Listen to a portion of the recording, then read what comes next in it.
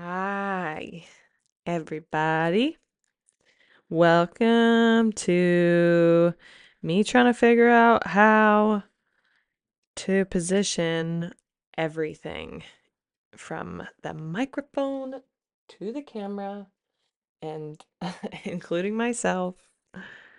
I am struggling, but we're gonna test this out. I have a very beautiful topic of conversation today that is beneficial for anybody who struggles with being in their head.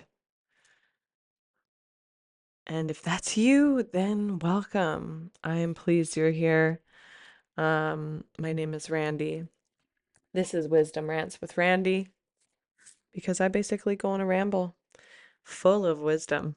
And yeah, we're just going to open up that channel and see how things flow.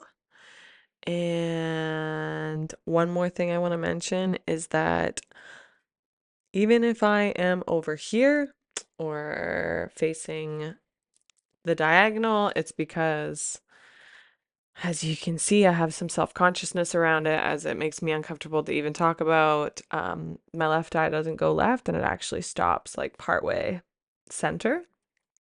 So this is me looking at the camera center, which is why my mic is positioned here.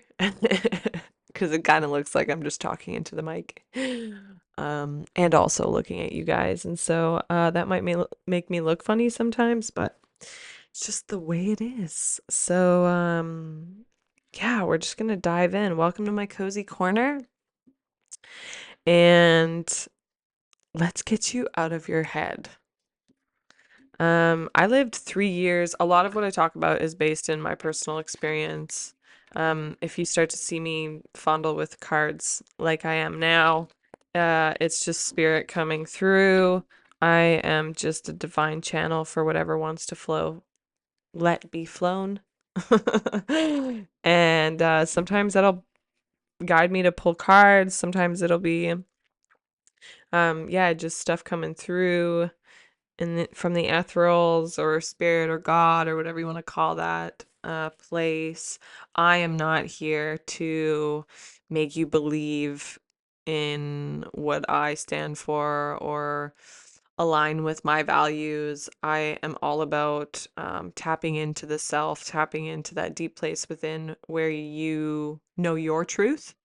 And so if this doesn't resonate for you, please don't listen to it. Please don't, give it a like. If you really want to help me out and support the channel and support me on my journey, I would greatly appreciate that. Drop a comment, subscribe. But again, life is about following an inner compass. And that's where we get lost is trying to follow, oh, this person said this and this person said this and well, this diet says it should be good for me, but and I'm not about subscribing to what everybody else is doing or what the doctor or whoever, I mean, doctors most of the time, you should probably listen to them. But I'm all about listening to that inner compass. And that often means stepping outside of, depending on someone else to help you lead the way of your life. So if this doesn't resonate as truth for you, please leave it behind. Um, because what resonates as truth for you resonates for you for a reason, because it's part of your path, it's part of what you need to learn, it's part of what you need in order to grow and heal whatever is going on your journey, and I trust that wholeheartedly. And so, if you're still here, thank you. I'm looking forward to this conversation. So, I lived in my head for probably 3 years of my life, maybe four. I think it started 4 years ago and then just increased pretty significantly. And until I was suffering at the deepest level due to the narrative and the language and the voices that I lived with internally, I let it go on. I had to let it get really, really bad. until I was like, I can't effing live like this anymore. And it was so excruciating that I think it basically made me agoraphobic in a way. I think I became very fearful of the outside world. I talked to my mom probably way too much. Love you, mom, but you know what we both know. That was excessive for a 26-year-old or however old I was. And yeah, it wasn't a healthy pattern. I worked where I didn't have any coworkers. I didn't talk to anybody. I cleaned Airbnbs on my own time. Um, my employer lives out of town, or the people I run a contract for and with. So I just, and not to make it a long story, I want to try and sum this up here. So I apologize in advance for my trailing. It's something that I think is part of that getting in the head process and getting out of the head practice. And so, oh, see, and I've just lost my train of thought. Let me come back. 3, 2, 1. So there was a lot of things in life that allowed me to get into my head and just live there. Cleaning became such a routine practice. And you know, wash, rinse, repeat. And I knew all of my, units really well. And so one of the things one of my favorite mentors, Kyle Cease, would say is if you're not consciously creating, you're unconsciously destroying. And that stuck with me so intensely because I really recognized that when we become habitual, when we go on autopilot, basically, if we are on autopilot and we are not consciously choosing where the mind goes while we're running our autopilot, whether it's driving or our job or, at home, whatever it is, then it's so easy for the monkey mind to run its programs. And a lot of our programs in our monkey minds are programmed by what we're consuming daily, right? Societal standards, cultural standards, the foundations in which we've grown up on. So, all of these factors create a very significant, I want to say, roadmap to the way in which we think and we talk to ourselves. Um, and if we're not consciously talking to ourselves in a good way, we're probably unconsciously listening to a voice that somebody said something about us when we were in grade 4, and that teacher, blah, blah, blah, and mom said I shouldn't, and blah, blah, you know what I mean? And the monkey mind, I call it the monkey mind because it truly is a monkey. It needs direction, it needs guidance. And often haha, we think that the mind is the driver, but we are actually the driver behind the mind. So it's almost a need, I would say if there's like a step 1, 2, 3, the first step would be is realizing that you are not your mind. Your mind is a very powerful tool. One of my favorite quotes, I don't know who said it, um, but the mind is a great tool, but not a good master. And so I think part of the practice and learning of mastering the mind is becoming the master above the mind, above your mind, and recognizing that like, oh, these thought patterns aren't the one who should be driving the bus or the car or whatever. I call it the bus. Um, right? Who driving your thought train, so to speak.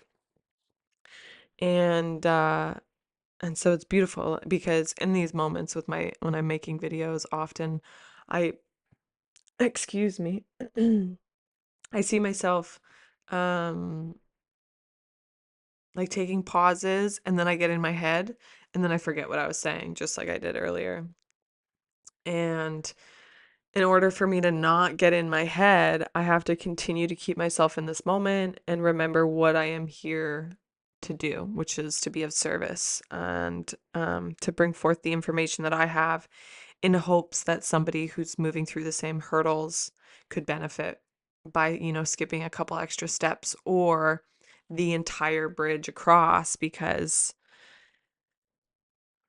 they can, instead of going, what's that analogy where instead of you go down the mountain and up the mountain, I've built a bridge across. And so I'm really hoping that in some way, shape, or form, this will add value to your struggle, um, or some information to help somebody else through their struggle that could benefit from this. And yeah, if this is benefiting you in some way so far, please do give it a like. Drop me an emoji in the comments. That's how I like to. It's a new thing I'm introducing that you guys can let me know how this made you feel and how you resonated with it. Um, yeah, the emoji game is fun. So, hmm. The mind, such a funny, funny thing, right? And once we play these programs over and over and over, when we tell ourselves the same thing over and over, it's identified as self-hypnosis, right? And so if you didn't know that, now you do. And basically, what we're doing on a daily basis when we talk to ourselves is hypnotizing ourselves with whatever we're talking to ourselves about. And so if you're not being nice and kind and saying nice things to yourself, and you're letting fear, pain, suffering, sadness, basically the BS of life, get the best of that monkeying around up in there, you're slowly convincing yourself more and more and more of those things. And eventually, 4 years of that is pretty detrimental to your health, your well being, your life. Um, it got to a point where I had zero relationships except for the ones with my parents.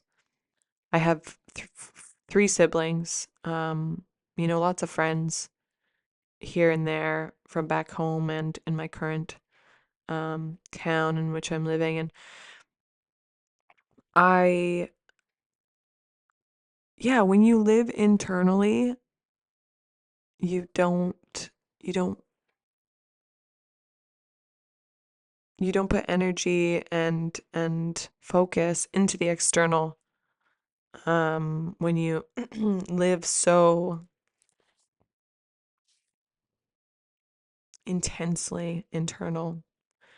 And so that's where like balance is definitely required in there. And yeah, I would say if there's a step two, it would be awareness. Becoming aware of what that looks like for you and what you're experiencing internally and how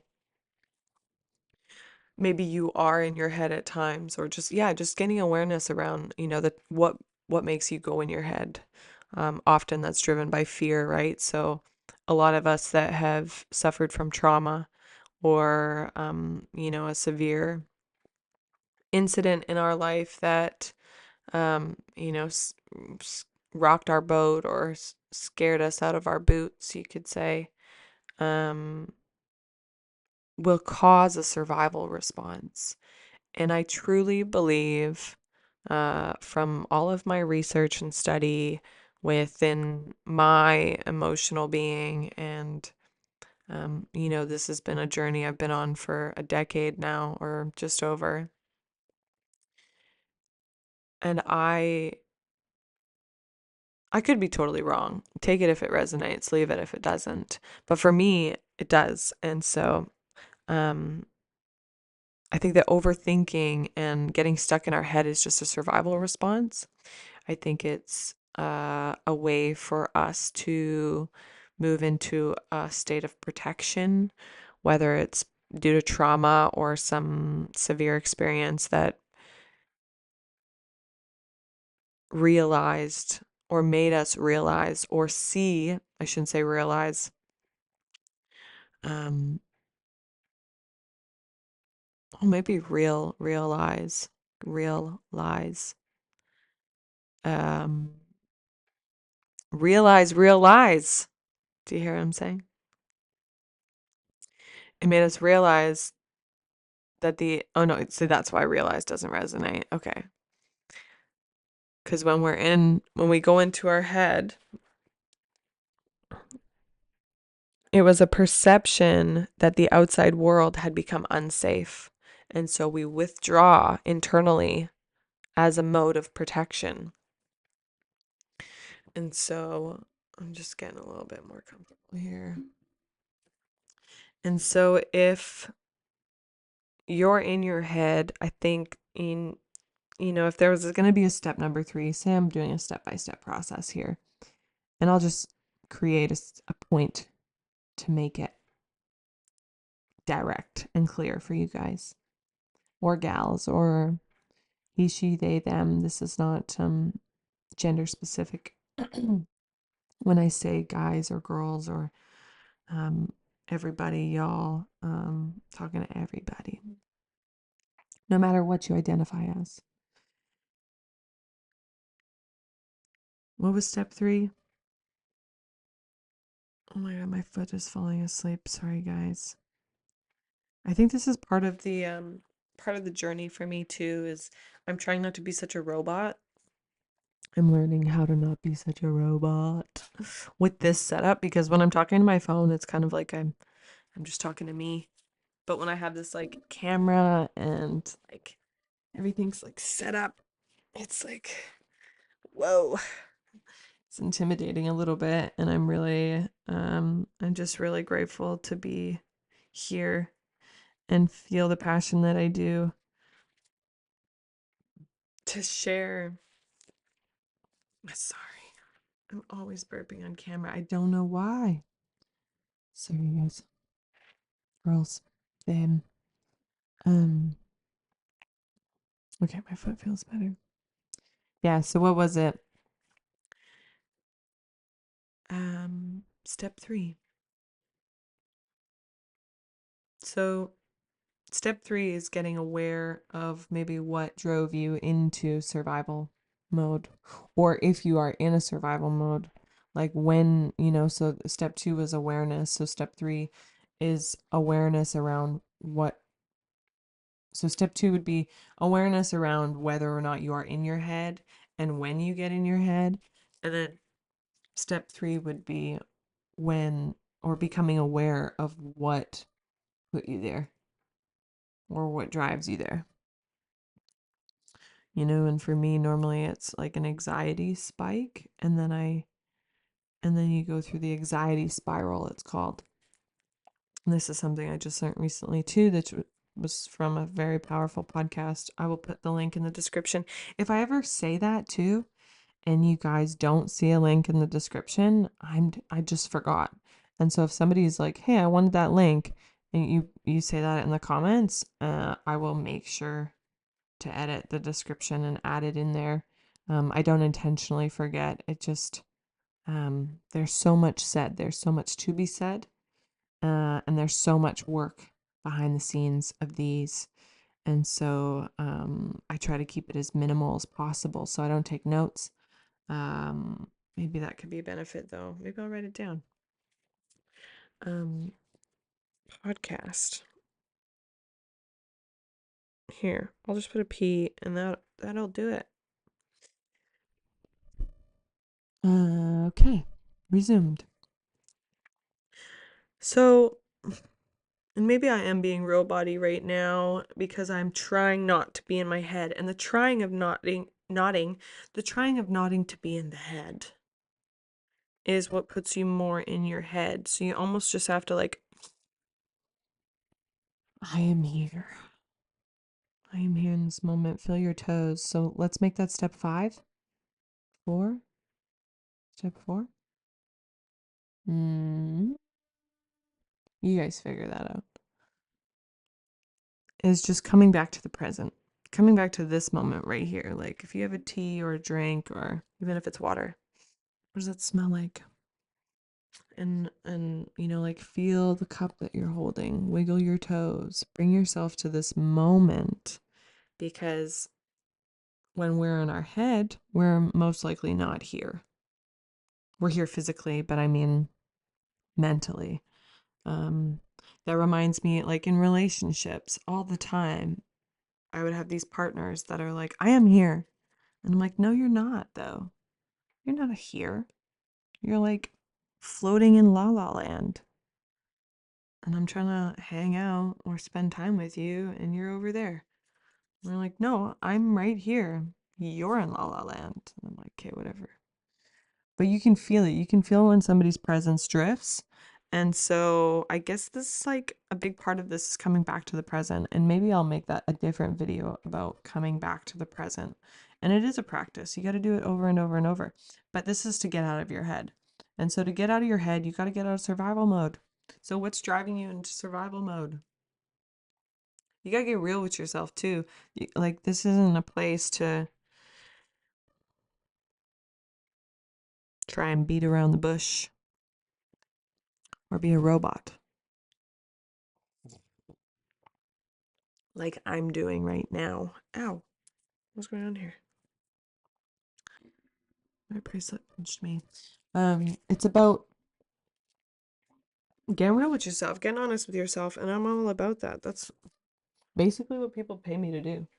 Is just hold safe enough space to get really honest with where you're at, And so when I started realizing that I was like so deep in my head that suffering, and I had practiced these mean voices for a very extensive amount of time. And I would say that if you're either in the beginning stages of being in your head, which is what I would call just like sometimes, like here and there, not very often, or in the severe stages, I would say, of being in your head, then it depends because one side is obviously going to take more effort than the other. When I was in the more severe range, I would say I'm in like the not so severe now in this moment. It just happens occasionally when I get stage fright or um damn, it must be this tea that's making me gassy. I don't know. Maybe I'm going through a parasite cleanse.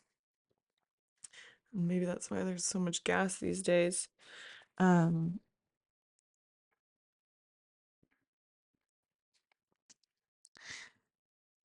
yeah, I get lost in there. You get so easily lost in your head. And so it's all about just bringing yourself back over and over and over. I get lost, I come back.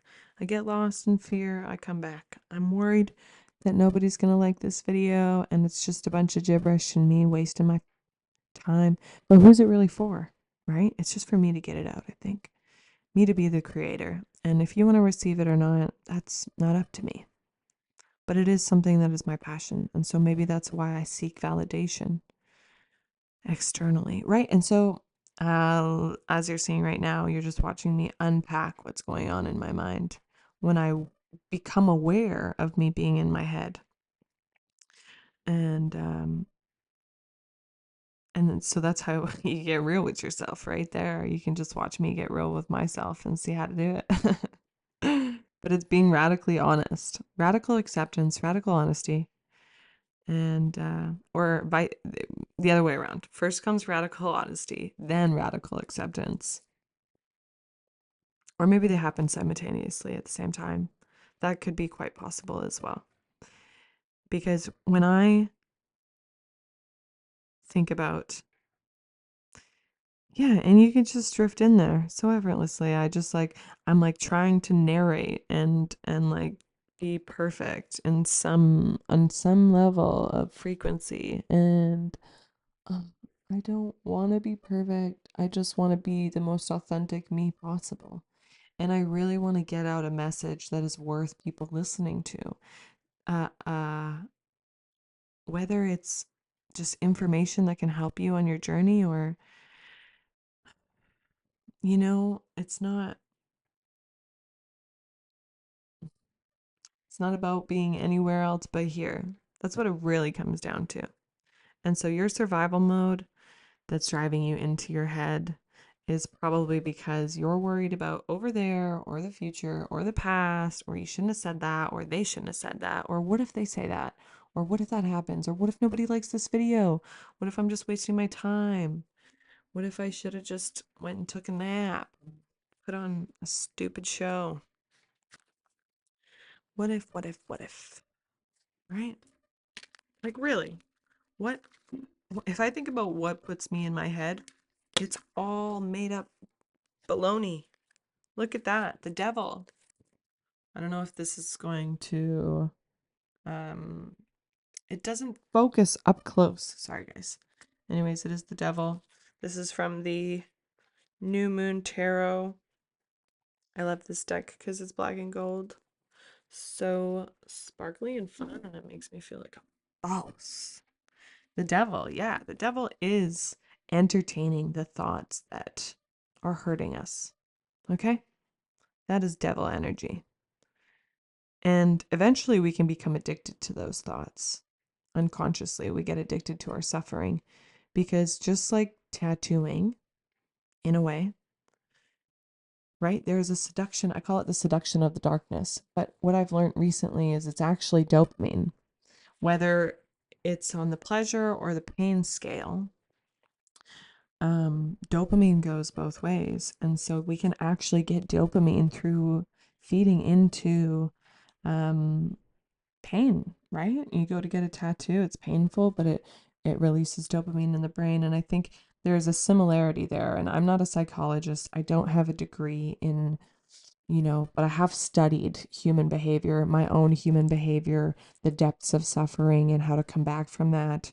And neurolinguistics programming is one of my specialties, I could say, and as well as my communication with spirit and just channeling the wisdom that comes through me. I would also say that's a specialty of mine, and one of my gifts is communicating like the realness of being human. And so that's what I'm here to do. So take everything as a grain of salt, but if it resonates for you, it resonates for you. And honor your truth. That's what I'm here for. I'm honoring my truth and basically trying to help people honor theirs and see the benefits of that in return. And so we want to get rid of this devil energy. We want to get rid of it. And maybe we'll invite spirit into this space and just, inviting devil. I was just about to say, like, what will help us release this devil energy? What helps us get out of our head? What helps us release these habitual patterns that aren't serving us?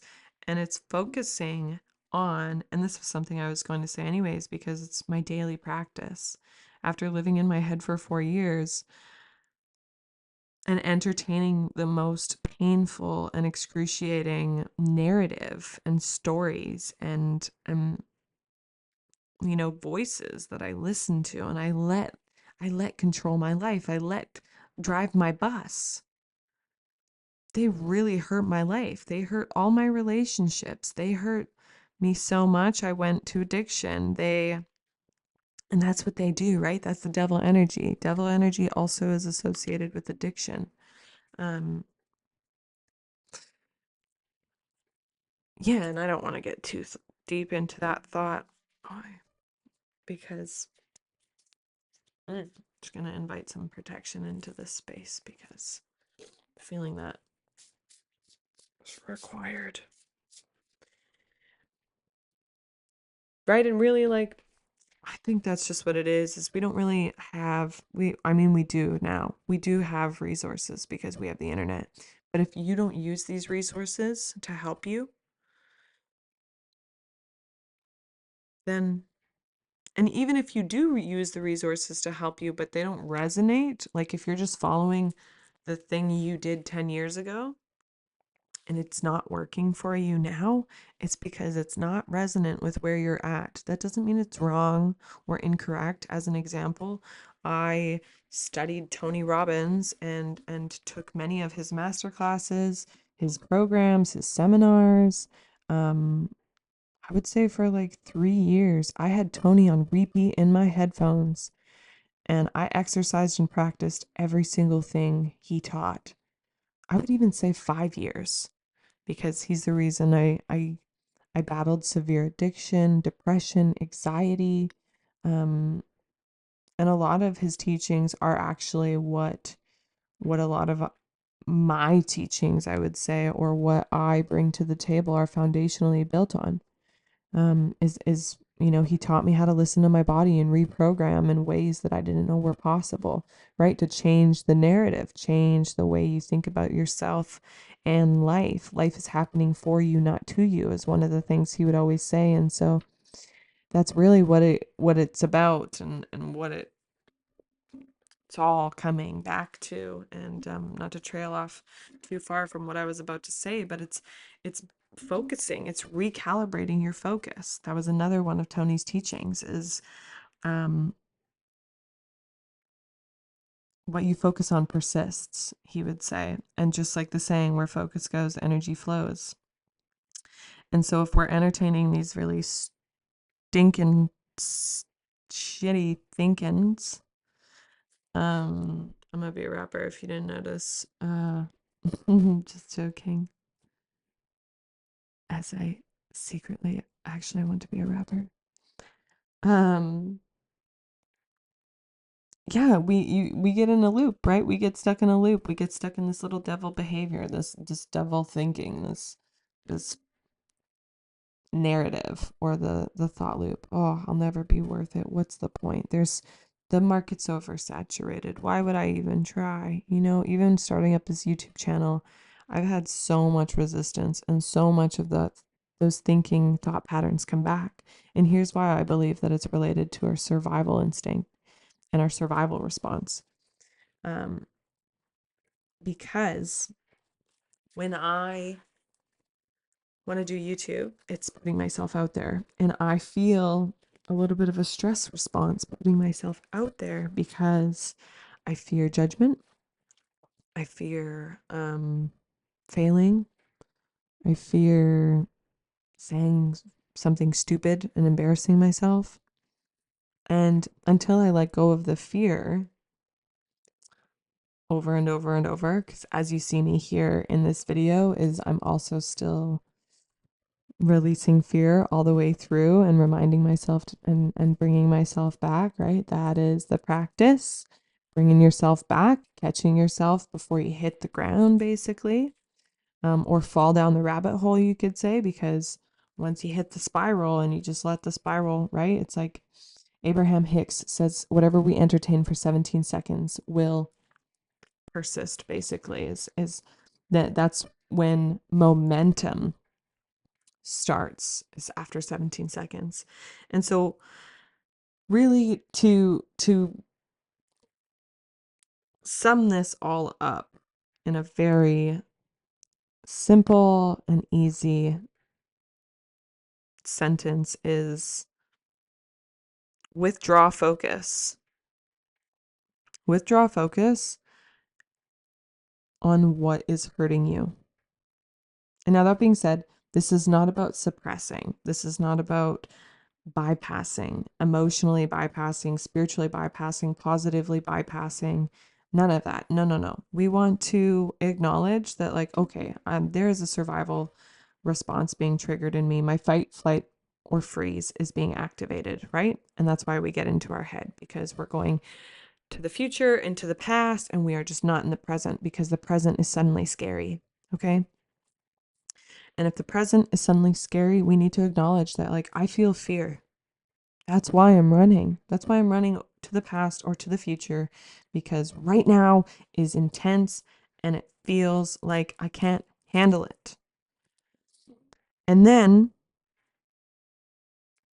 ask that part of you, what do you need? What do you need to heal? What do you need to be heard? What do you need to be loved? What do you need to feel supported where you're at in this stress, survival, fear response that you're feeling? And listen to what comes up. A lot of the times that part of me just needs a hug. It needs acknowledgement. It just needs me to say, like, oh, I am scared right now. I'm so worried about what they're thinking of me. I'm scared to be judged. I'm scared to say something stupid and embarrass myself. And if you can't notice, I am genuinely letting these parts of myself be present. That doesn't mean I'm going to let them go into a self loathing, sad pity party. Sometimes. But the majority of the time, from a lot of practice, I have learned how to hold space for them and also not identify with them and say, like, oh, that's just 4-year-old Randy saying, like, I just need a hug because this reminds me of that time when dad forgot me at school. Or 18-year-old Randy when she was like, man, I remember when that whole party of boys laughed at me because I fell off the chair, had too much to drink, or whatever, you know? Maybe that happened. I can't remember if it actually did. I was just making it up. But I did have a 7-year-old me that got laughed at and felt really embarrassed. Um, and and so these are just parts of our past, parts of ourselves, no matter what age, maybe even not us. Maybe it's mom or dad that put this experience in our head, um, or the fear or whatever it is, and they just never got acknowledged or seen. And so it reminds me of be the parent you always needed. That's how to be that parent, is just to hold a compassionate, unconditionally loving space. Okay, too many big words. Hold a loving, safe space for that part of you that feels scared or lost or unseen or unheard or any emotion that you would identify as negative. Let them be loved. And just to create a beautiful example, I had this part of me that would come up in social outings because I've struggled. I have many videos about this, so if you feel like exploring more and you relate to it, um, check out. There's lots more on my channel that are about my struggle in this area. But I would get mad social anxiety, and so much so it was like psychological paralysis, I would say, where I would just freeze. My freeze mode was activated, and I would choke, quite literally. I would choke on my words. I would trip. I would fumble. I would fall. I just like it was like I would get awkward and insecure, and then I would try desperately to not feel awkward and insecure. And the thing is when we feel these emotions arise and we hit them with resistance, and we are like a brick wall that's like, no, this is not happening. That resistance will create greater momentum with whatever that feeling is, right? Hitting it with resistance is just like face palming a 4-year-old that's crying. Not a good scene, not a good feeling. And so the idea of creating a loving space is to, and I don't want to say welcome, but it is to welcome, but just accept what is coming up, coming through, being a loving container for it to exist, and then it goes away. Funny enough, like if we really want I say things, discomfort inside of us to move on and get out of our body, let it run through you like the river. Be a loving space for it to exist. And more or less, it will probably relieve itself. And that being said, some require more energy, effort, time, space than others. But a lot of the times, it's just us that needs a little bit of loving. And so to close us off, I want to make sure that I'm not forgetting what we started with. To get out of your head, I forget my step by step. But to sum it all up,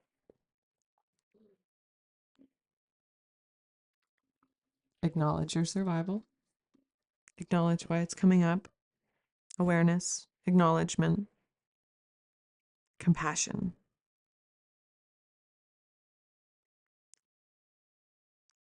and let yourself, if there's a lot going on in there, if you're on the more severe of the spectrum, like put it on paper, get it out of your head. Okay? Because if you've been practicing a lot of thoughts for a long time, it's not going to serve you to try and like affirm them away. No, please don't try to do that. I sticky noted my entire house at one point and was just like, I am worthy. I am worthy. I'm good. I am beneficial. I am. And the thing is when you're in this survival response, like you're on a one-track mind. I know you know. You cannot pay attention to what is not of survival. Affirmations are not a part of that. Okay. So you need to get to the point of where you like empty that vessel a little bit, empty the overflowing, abundant, what was I going to say? Mental chatter, and let yourself get it out. And for me, I write it all down and I burn that shit. Burn it, burn it, burn it, burn it. Or throw it in the trash, down the toilet. Maybe not down the toilet. It's not good for septic systems. But you know what I mean? Release. Get it out of your head. Okay? And then you can integrate affirmations. I had to immerse myself. Maybe this is a message too for somebody out there. I had to immerse myself in new language patterns. I had to listen to things because the voices in my head were mean. I just plugged headphones in all day and was like yes, affirmation music. This was after I did the brain drain and the brain dump and the like getting the awareness of all of the survival stuff that was going on inside of me and the traumas that I was feeling and the emotions that were there, holding loving compassion for their existence. And then you integrate the practice of affirmations, positive music, um, you know, whatever else makes you feel good, and listen to information that is benefiting you, because whatever information you got in your head, if you're in your head and it's mm, excuse me, and it doesn't feel good in there, then it's time to start filling empty and then fill with things that do feel good, right? So podcasts, there's an abundance of them on YouTube. Um, and when we're learning, we're not running the same programs. We're creating space for new programs. And so learning was a big one for me. Maybe that could benefit you out there. Yeah, and just I would say if there are two simple steps to this, and forgive me for not having such clarity because I'm realizing as I'm talking about it, it's providing me clarity. And I'm actually going through this with you guys. I'm like, wow, that's interesting. I would say if there was a two-step process to this, it's empty and then fill consciously, fill intentionally. Okay? Because if we are unconsciously and unintentionally letting the monkey drive this mother effing bus, and it's the most chaotic bus and it's a shitty ride all day, every day, you're like, F this bus, I don't want to be on this bus, then drain it. Drain the bus. Empty the bus. Get everybody off the bus. Clean the bus. Scrub them walls. And that looks like brain drains, getting all of those thoughts on a paper, acknowledging the emotions that are putting you into survival mode, the thoughts, the patterns, the behavior, the addictions, the things that, whether it's shame or guilt or whatever is coming up inside of you, whatever chaos is causing more chaos, right?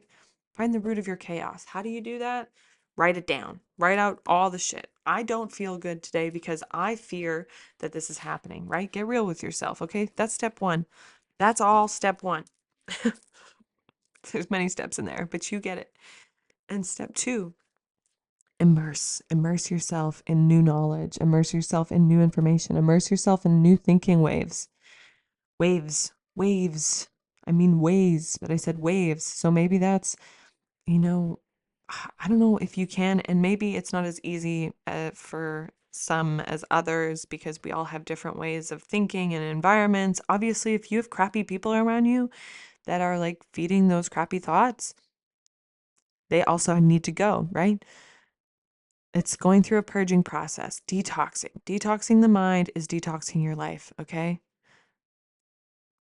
You know how to clear out your clutter. And if you don't, come back. I'll make another video for it, or I've already made one. I'm pretty sure I have a video that's called Clear Out Your Clutter. Or let the SHIT, SHIT go. There's lots of those in here, actually. So if you need some help clearing out your clutter, check out more on my channel. And if you've cleared out the clutter and you're in the in between, it's okay to be empty and uncomfortable. And it's time to start immersing. Now it's time for affirmations. Now it's time to paint the wall with I am worthy. Or listen, one of my favorite affirmation music artists are is Abel Hart. Um I'd say he was like an underground SoundCloud artist until just recently, or he's still on the blowing up. But and then Jody B. She is also a great favorite and a great friend of mine. Love her dearly. Love you, Jodes. Um, and it's not. I wouldn't say it's all. It doesn't have to be all positive, but it's just it's owning. It's owning your bullshit. It's owning. It's becoming the driver of your bus. And that looks different for everyone. One of my good friends as well, Rachel Geek, she makes what I call medicine music. And I don't know if she really, really knows it. And Rach, maybe you can correct me on this, but she makes music for people to express and she helps people. Um, I don't want to share too much information without her permission, but she will take a friend's like vocals or just like funny blips of what somebody said, and she puts it into music and she teaches people um I wouldn't say unintentionally. She does teach them consciously, but not as a business thing. Maybe that's something that's worth checking out. Or I do know she has a channel, Rachel Geek. Um, Anyways, she's a music artist and producer, and she takes these little blips and bloops and blops from people's, I don't know, text messages or something they recorded or something they said or a poem that they wrote, and then she puts it into a song, and it's just expression at its finest. And so maybe that's something else that's coming through for a reason, is another way to get that stuff out of your head is to express it creatively. And it doesn't, medicine music or it doesn't have to be positive all the time. Sometimes it's just about expressing. A big part of what I stand for is like it's okay to be sad sometimes, because I was somebody who held in so much sadness that I was the most miserable little panda.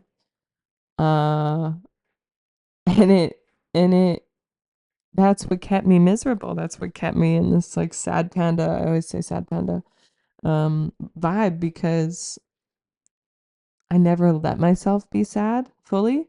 So it was just like a slow trickle of sadness, like all the time, and like slow suffering eating away at me. And when I finally let myself just like grieve and grieve and grieve and grieve all of the things that hurt me in life, oh my gosh, I got free. And I grieved through painting. One of my latest, as you can see, this is all my artwork behind me, and it doesn't make any sense. It really doesn't. Like my painting is very abstract. It's very I don't know, some of it's like plant medicine-y, ayahuasca, DMT, like I can check this one out. And it's just expression. That's all it is. It doesn't have to look good or um doesn't have to be any way. It just needed to be so I could feel. And that's what I'm here for. I'm here to help you feel so that you can feel better. Because when we don't feel our sadness, when we don't feel our pain, when we don't let space exist to feel that stuff, it just slowly eats away and kills us. And so I'm about being sad when you need to be sad, and angry when you need to be angry, and just express when you need to express in the most appropriate ways and the most beneficial ways. And that's part of what I want to bring to earth, and my soul's purpose and mission. And yeah, so let yourself express, create, empty that well of all of it so you can start afresh, and then immerse yourself in what feels good. And when I say what feels good, I don't mean like drugs and alcohol, even though sometimes they feel good. I mean what really feels good for your being, for your soul. I think this is a perfect note to end it on. Thank you guys so much. If you're still here with me, please don't forget to like, share, subscribe if you're enjoying my content. It really helps out the channel, and it helps other people who need to hear this message receive it. And I also am so I want to continue to offer my services for free. YouTube is the one platform where I can offer my expertise, my wisdom, my services for free and make money, and people can receive it for free. So it's a total free exchange between you and me. And I can continue doing it through the YouTube, whatever advertisements stuff that covers the financial means for me to just be here, be with you guys, and offer all my love and support and whatever else wants to come through this channel to bring to the table as we walk each other home. Mm. So, on that note, thank you again. I love you all so much. Have a blessed rest of your day. Till next time.